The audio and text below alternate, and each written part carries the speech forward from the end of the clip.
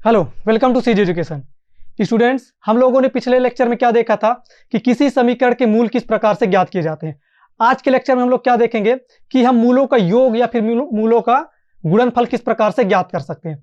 ठीक है, तो उससे रिलेटेड एक क्वेश्चन है जो कि सीजी बोर्ड में कई बार पूछा गया और इस साल भी क्या है पूछा जा सकता है। जैसे कि हमको क्वेश्चन दे दिया जाता है, उदाहरण के लिए पहला क्वेश्चन है हमारे पास क्वेश्चन है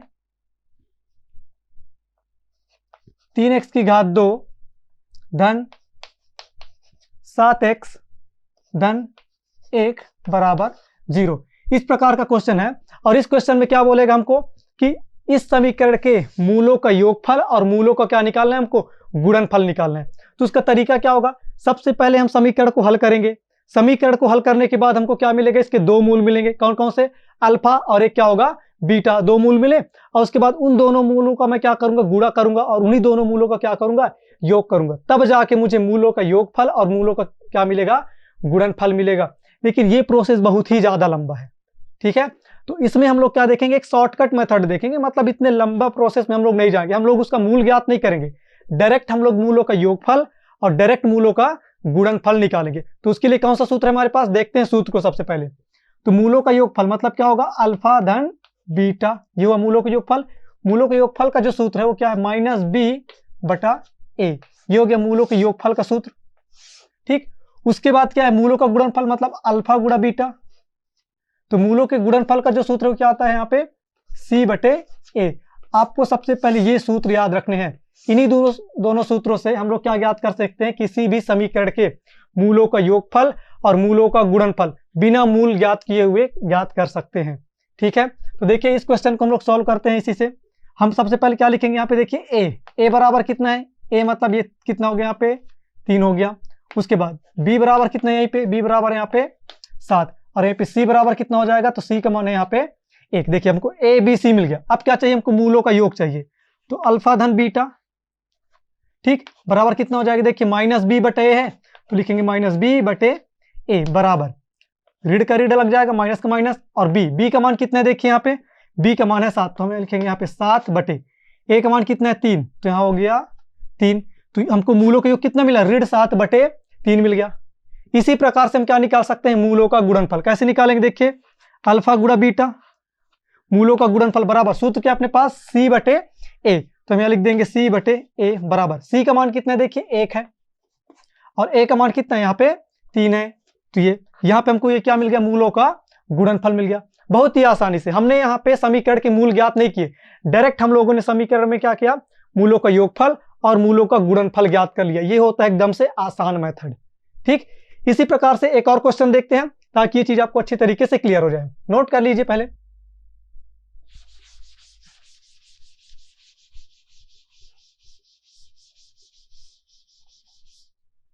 इससे रिलेटेड हमारे पास एक दूसरा क्वेश्चन है। ठीक है, वो क्वेश्चन देखते हैं कि दूसरा क्वेश्चन क्या है। दूसरा क्वेश्चन ये भी सीजी बोर्ड में कई बार पूछा गया है। हमारे पास क्वेश्चन है 3x की घात 2 ऋण 5x धन 2 बराबर क्या हो गया यहाँ पे 0। ठीक, ये क्या हो गया, हमारे पास समीकरण हो गया। इसका भी क्या ज्ञात करना है, मूलों का योगफल और मूलों का गुणनफल। तो डायरेक्ट हम लोग क्या करेंगे, सबसे पहले यहाँ देखिए ए का मान लिखेंगे। ए बराबर कितना है 3 है, बी बराबर कितना है, देखिए ऋण 5 है। ठीक, और उसके बाद सी बराबर कितना है, यहाँ पे 2 है। ठीक, अब क्या चाहिए हमको, अल्फा धन बीटा मतलब मूलों का योगफल। तो मूलों का योगफल बराबर क्या होता है, ऋण बी बटे ए बराबर, देखिए ऋण का ऋण। ठीक, और बी का मान कितना है, बी का मान है ऋण 5 तो ये ऋण 5 अलग से आएगा, यहाँ बहुत अच्छे तरीके से देखिएगा। ठीक है, उसके बाद ए का मान कितना है, यहाँ 3 है बराबर, ऋण और ऋण क्या हो जाएगा यहाँ धन, तो 5 बटे 3 आ गया। मतलब ये क्या हो गया, मूलों का योगफल। अब क्या चाहिए हमको, मूलों का गुणनफल चाहिए। तो मूलों का गुणनफल कैसे निकालेंगे, बिल्कुल वही तरीका है जैसा पिछले क्वेश्चन में था, अल्फा गुणा बीटा बराबर क्या फार्मूला, सी बटे ए इक्वल, सी का मान कितने देखिए 2 है तो 2, ए का मान कितना है यहाँ पे 3 है तो 3 रखेंगे बराबर कितना हो जाएगा 2 बटे 3। यहाँ पे हमको क्या मिल गया, मूलों का गुणनफल। तो इस प्रकार से हम लोग क्या ज्ञात करते हैं, किसी भी समीकरण के लिए मूलों का योगफल और मूलों का गुणनफल। यह क्वेश्चन बहुत ही आसान होता है और सीजी बोर्ड में कई बार पूछा गया और इस साल भी इसके पूछे जाने के चांस हैं। ठीक, तो आप लोग अब इस प्रकार के क्वेश्चन को बहुत अच्छी तरीके से बना सकते हैं। उसके बाद हम लोग देखते हैं अपना दूसरा टॉपिक। ठीक, इसको लिख लीजिए तब तक।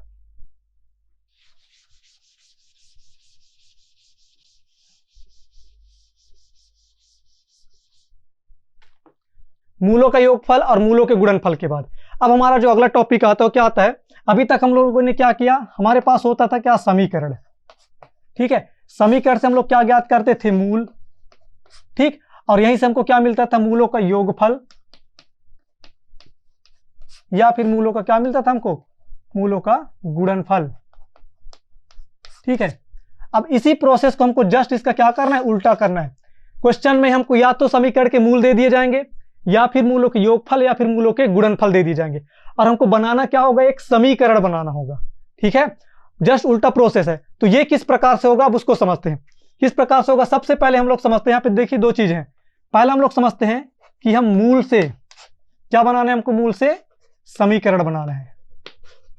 ठीक, तो मूल से समीकरण बनाने का जो फार्मूला है वो फार्मूला लिखते हैं सबसे पहले, कि समीकरण के मूल दिए गए हैं और उससे हमको क्या बनाना है, समीकरण। फार्मूला क्या है अपने पास, हमारे पास फार्मूला है x की घात 2 ऋण अल्फा धन बीटा x, और यहाँ पे धन क्या हो जाएगा, अल्फा गुणा बीटा बराबर 0।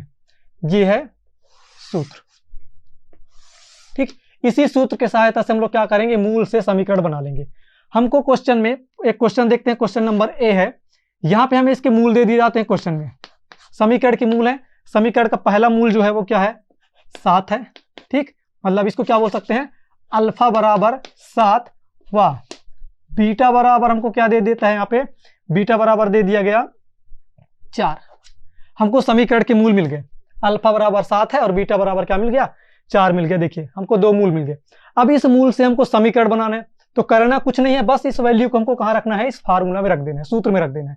तो रख देते हैं, देखिए क्या मिलेगा हमको, x का वर्ग ऋण, अब देखिए अल्फा का मान कितना है, यहाँ पे 7 है, 7 रख देंगे, धन बीटा का मान कितना है, 4 है, यहाँ 4 रख देंगे और यहाँ लिख देंगे x। उसके बाद धन अल्फा का मान कितना है, 7 है, गुणे बीटा का मान कितना है, यहाँ पे 4 है, ये रख दिया गया, इक्वल क्या मान लिया हम लोग, 0।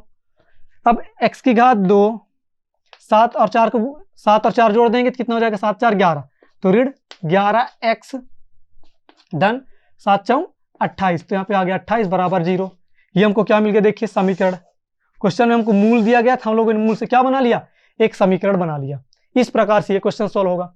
एक दूसरा क्वेश्चन देखते हैं इससे रिलेटेड कि वो दूसरा क्वेश्चन कैसे सॉल्व होगा, तब तक के लिए इसे नोट कर लीजिए।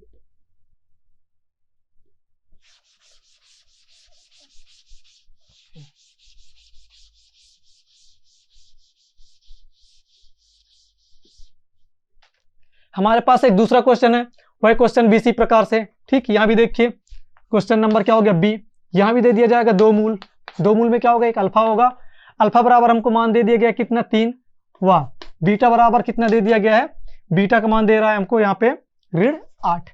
तो अल्फा का मान भी हो गया और बीटा का मान भी हो गया। अब क्या बनाना है, इससे हमको समीकरण बनाना है। तो क्या करेंगे, ये जो सूत्र है इस सूत्र में हम मान रख देंगे। किस प्रकार से रखेंगे, देखिए तो x की घात 2 है ऋण अल्फा का मान कितना है, देखिए अल्फा का मान है 3, तो मैं रख दूंगा 3 धन बीटा का मान कितना है, ऋण 8, तो यहाँ रख देंगे हम ऋण 8 x। ठीक, धन अल्फा का मान कितना है, यहाँ पे 3 है, गुणे बीटा का मान कितना है, ऋण 8 है, और बराबर 0। हमने सिर्फ क्या किया, अभी मान रखा है। आप सॉल्व कर दीजिए इसको, x की घात 2 ऋण, देखिए 3 और 8, एक धन में है और ये किसमें है, ऋण में है, तो धन और ऋण क्या हो जाएगा, घट जाएगा, तो कितना आएगा, ऋण 5 आ जाएगा x। अब यहाँ देखिए 3 और 8 का गुणा होगा, ये ऋण है ये धन है, क्या हो जाएगा, ऋण और धन का गुणा करेंगे तो ऋण ही मिलेगा, 8 या 24, तो हमको कितना मिला, धन ऋण 24 बराबर 0। और आगे सॉल्व करें तो x की घात 2, देखिए ऋण और ऋण क्या हो जाएगा, धन, तो धन यहाँ पे क्या हो जाएगा 5x, यहाँ पे ऋण और धन क्या होगा, ऋण, तो यहाँ जाएगा ऋण 24 बराबर 0। तो इस प्रकार से हमको ये मिल गया। यहाँ भी हमने क्या किया, हमको सिर्फ मूल दिए गए थे यहाँ पे अल्फा और बीटा, और उस मूल से हमने क्या बना लिया, यहाँ पे समीकरण बना लिया। हम लोग क्या कर रहे हैं, सिर्फ और सिर्फ इस सूत्र का उपयोग कर रहे हैं, इस सूत्र का, उसके अलावा हम कुछ नहीं कर रहे हैं। सूत्र हमको खुद सजेस्ट कर रहा है कि हमको क्या करना है। ठीक, उसके बाद देखते हैं, उसके बाद अब हम लोग को देखना क्या है कि यहाँ पे हमको मिल रहा था मूल, अब हमको क्या दे दिया जाएगा क्वेश्चन में, मूलों का योगफल दे दिया जाएगा या फिर मूलों का गुणनफल, और हमको ज्ञात क्या करना रहेगा, एक समीकरण ज्ञात करना। उसको कैसे बनाते हैं, देखिए वो भी बहुत आसान है, इसको मिटा देते हैं। उस क्वेश्चन को कैसे सोल्व करेंगे, वो इस क्वेश्चन से ज्यादा आसान है। ठीक, हमारे पास क्वेश्चन है जिसमें हमको दे दिया गया मूलों का योग। क्वेश्चन नंबर ए यहाँ भी देखते हैं। मूलों का योग मतलब अल्फा धन बीटा, ठीक, मूलों का योग, अल्फा धन बीटा का मतलब मूलों का योग। मूलों का योग हमको दे दिया गया कितना, 5। वाह, अल्फा गुणे बीटा मतलब मूलों का गुणनफल कितना दे दिया है हमको, ये दे दिया गया 6। अब क्या ज्ञात करना है हमको, समीकरण, तो इसको भी हम मान रख दीजिए और कुछ नहीं करना है। ठीक, कैसे करेंगे, देखिए x की घात 2 ऋण अल्फा धन बीटा का मान हमको दे दिया कितना, 5, बस हमको 5 रख देना है x, उसके बाद धन अल्फा गुणा बीटा का मान भी दे दिया गया 6, यहाँ बस 6 रख देंगे, इक्वल क्या हो गया 0। और आगे सोल्व करेंगे तो x की घात 2 ऋण 5x धन 6 बराबर 0। यहाँ पे ये क्या हो गया, यहाँ पे समीकरण बन गया। बहुत ही आसान था ये मेथड, पहले वाले से भी ज्यादा आसान। तो आप इस प्रकार से मूलों से क्या बना सकते हैं, समीकरण बना सकते हैं। मूलों के योगफल और गुणनफल से भी क्या बना सकते हैं, समीकरण बना सकते हैं। यह मेथड बहुत ही आसान है। आपके बुक में जितने भी क्वेश्चन होंगे आप उनको प्रैक्टिस कीजिए, बहुत ही आसानी से बन जाएगा। ठीक, अब इसके बाद हम लोग एक चर के द्विघात समीकरण में आगे के क्वेश्चन में देखें कौन से टॉपिक इंपॉर्टेंट है। ठीक है, तब तक के लिए आप इसको कीजिए और इंतजार कीजिए हमारे नेक्स्ट वीडियो का। Thank you.